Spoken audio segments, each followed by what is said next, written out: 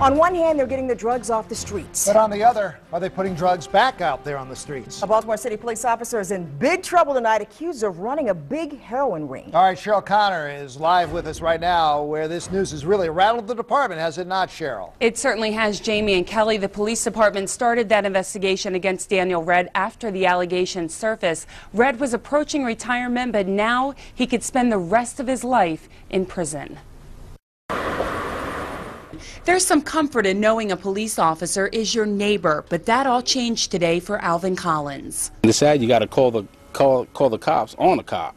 The home on Shamrock Avenue in northeast Baltimore, where 41-year-old Daniel Redd lived and allegedly operated a heroin organization, became part of a federal investigation. Redd was indicted by a grand jury along with 4 other civilians. If convicted on all 7 counts, he faces life in prison. We hope that sends a very powerful message that if you carry a gun and deal drugs, whether you're a street corner junkie or a police officer, you're going to face a lengthy term in federal prison. U.S. Attorney for Maryland Rod Rosenstein says the investigation was initiated by the Baltimore Police Department dating back to January. The 51-page indictment describes Redd acting as the drug ringleader along with 34-year-old Abdul Zakaria from Owings Mills. The affidavit says Zakaria and others would get the drugs from a supplier in Africa. And one of the most shocking details for the police department, investigators say Redd was in his police uniform armed with a handgun while conducting a suspected heroin transaction in the parking lot of the Northwest Police District Station where he worked. It's beyond bold. It totally undermines the trust that we work so hard every day to gain from the people we serve. It totally undermines that trust. It's an embarrassment for the police department.